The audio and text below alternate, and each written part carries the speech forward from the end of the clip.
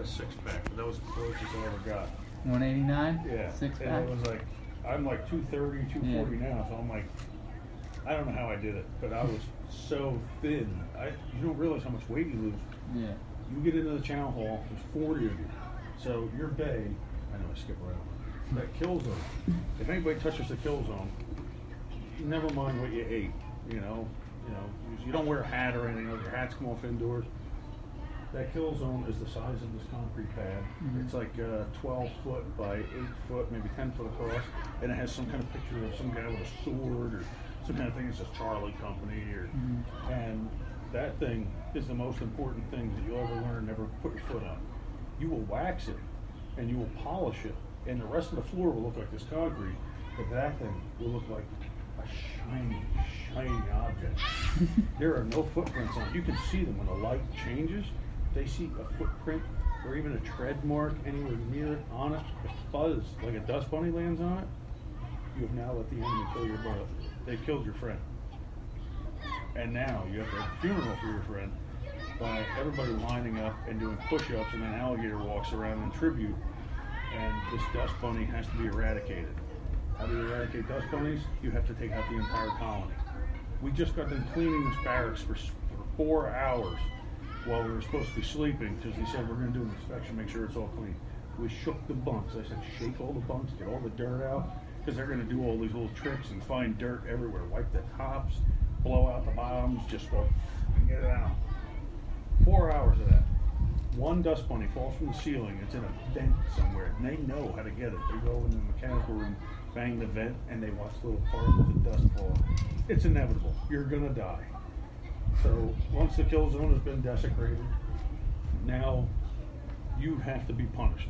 So we have to mourn and track and guard the area like alligators, so you get the alligator walk. Then you have to mourn, and we have to like bend down. So they're like, oh, we're not mourning standing up. So it's kind of like a sit-up, where you put your arms at your sides and then lean yourself up and start doing that until your abs are hurting so bad. You're just eating. Now you're supposed to be sleeping, but you're not. So you're being tortured again. So we clean the entire place, and the thing's polished. Everything is wet. Nothing wet can come out. So I found a way, and I said, we need to set up something. And we went into the ceiling, pulled up the vent thing, and wiped it all out. And we found some screening stuff and started putting it in there so they can't shake any dust out. They figured out what we did and got even angrier, but they liked how we think. So one guy from, now there's like a building like this holds like 6 units. So 6 units of people are in there, 40 each. One guy went into the mechanical room, because you have to get in there for ammonia, bleach, this and that, mops. It's all in there. Each bay has its own showers, your own mop set, your own stuff. Someone else comes over, it's because you were on the bus with him or you saw this guy. Talk to him in the chow hall. Talk to someone in the chow hall. Get yourself in trouble there. You're supposed to eat. You're not there to socialize. But people are like, hey man, where you come from? Yeah.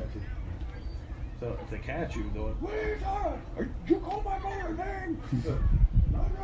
He's like, did you sit down and say that? You know, you have to parade rest, saying girl starting, looking him in the eye and showing him the fear that you have deep in your heart because he's going to eat your soul. And you're like, oh. Now it just becomes, this is day 2. Repetitious nonsense that shows you that teamwork is how you're going to survive this whole thing. Teamwork, because he can't catch up to everybody and he forgot how to shine his boots. If you don't help him run and you don't help him shine his boots, you will all die. You will all suffer. Now, they always say die, but they just mean suffer. Suffering can be 3 hours of PT. They get bored, so they leave you doing flutter kicks, and they go watch TV in the other room, and you don't even know what they're doing, but you can hear a TV in the background. Then they come out and watch you do it again, and then everybody strips all their clothes to the floor, because now we're a sweaty mess and we got the building wet. They close the windows and turn off the air conditioning, and it's called making the walls cry. And everybody's in their PT gear, and now you work out so hard and so much and don't dare fall or stumble into that kill zone, because it's at the end of your bunk.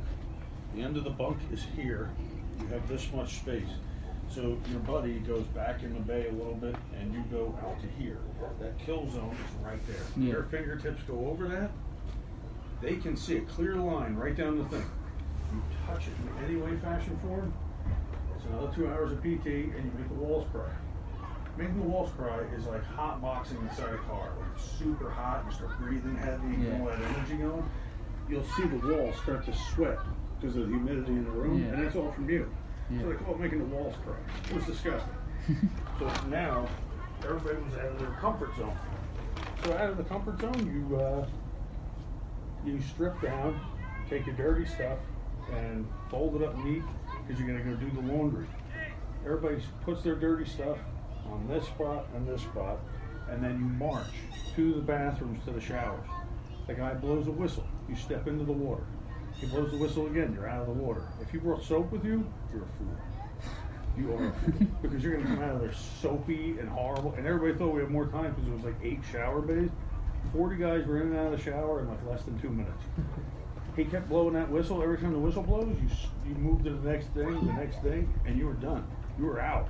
So if you didn't reach, scrub, this, that, because you were afraid you were going to bump into someone else's you know what, get yourself clean, get the salt, the sweat, get it out of there, because this is your opportunity. You got like 30 seconds to be wet. And then once you're out of the shower, the towels are all stacked and lined up. You grab your towels, start drying yourself quick, and like, the screaming starts again. Everybody runs frantically, and what do? They slip. Someone always falls in the kill zone. Kill zone was the worst thing. It was a lesson about details and things like that. Yeah. And then it was fun for them. From basic. You want to ask Slug? You want to take this Segment one? 2? Segment I 2. just filibuster every question, so make sure you like cut me off. Yeah, That's fine. that's fine. That's fine. Make sure the thing is recording still. Mine. This one still is. Mine should be We're good good. here. Gotcha. Yeah, we're good. Okay. Segment 2 experiences. What are your most memorable moments from the time of the service? Like, what do you fondly look back on and think that? Yes, what are some of the good times you told us a lot about? Well, that's just basic training. Like, Yeah. Once you get out of there, you get to your regular unit. Now you're meeting people and stuff like that. Since I was kind of like, they called me the Psycho Patriot, and I had this little top hat and stuff I used to wear in town, and it was funny, you know. It was like a cartoon character thing, and I forget. It'd be perfect in the Army, apparently not. But the Psycho Patriot would show up and like put a flag on anything, you know. So if I found a flag somewhere, and the drill sergeants weren't paying attention, now that you're out of basic, you go to your regular unit. You have NCOs and sergeants around and officers. So you have a job. You have to get up in the morning, be there, eat, you work out, then you go eat, change, shower, and be at work by 6. So when you show up to work, you're doing your thing. So everything I did, I was like, this room is so bland. So there'd be a flag up, and they're like, who put the flag up? And I was like, I don't know. some proud American. Really? And they were like, I was like, man, I don't know the kiss thing. It was like, it might be a little weird. And they were like, okay. I was like, you want me to take it down? I was like, hell, and he goes, what? I was like, I'm sorry. He said, what? He goes, sounds like you need some push-ups. They call it smoking. And I was like, it sounds like you don't like it. He goes, I just don't like it there. I was like, I know where you want it. I was like, just open up that trash bin, we'll get it in there for you. All right, you communist? And we're trying to tease each other. So you have to test the waters and find out where everybody stands. Yeah. And everybody was like, did you call me communist? And I was like, yes. You flag hating, whatever you are. And he's like, flag hating, what? So the guys were like, everybody got the gist of who I was and what I was about. And so we had a lot of fun with it. So the Psycho Patriot would like sneak in. So what I tried out, I put a bandana on and the hat. Everybody knew it was me. And I show up in my PT shirt and shorts, and I went out to do the run in the morning. It's a 5K. So, well, it's 5 miles, not 5K. 5K is like 3.5. So we did 5-mile runs like every week. So we're like, all right, we're going on that run. So we did. There was a track at the field, but we never used that. We went there like once in a while. It was harder to run on that track. I felt like because everybody's burps and farts and their breath after drinking all night was like just, you smell all of that coming at you. There was more puke that fertilized the grass around that thing. It was disgusting, and everybody had to poop. Because once you start running like that, you learn don't drink the night before a 5 mile because A, you may have to run off the side of the woods. Yeah. You have to keep up with your unit. So when you have to keep up with your unit, you're running. And you run ahead of your unit. Say you got to poop, or he's got to poop, or I got to poop. You got to run ahead. There's no bathrooms anywhere. So you have to run like 1/8 of a mile ahead of everybody, duck into the bushes so no one can see you, because there's females in the units, there's males in the units. We're infantry, so there's no females. But they're out there. This is an entire base. Everybody's doing PT that morning. And everybody's doing like a 1 mile, 2 mile, 5 mile. You don't know who you're going to cross paths with, so you got to hide yourself, relieve yourself, and get back into that formation. If you fall behind it, you get punished. Then you have to like clean all the rifles and do some weird thing. But running the guidon, which is your small unit flag, you always run with a guidon. So someone has to carry it the entire time, and it has to stay up front. If they start to fall behind and they're starting to get, worn down, someone has to take that thing up in the front. It's not going to be a senior. Yeah. It's going to be one of the lower guys, so you have to keep it up front going. So if you run the guidon around the unit and you do it once or twice and get back to the front and keep going, it shows that we're tough, we can do this, and it was kind of like a rite of passage to do. Some guys just fell out, shin splints and stuff. The skinny guys I was in college.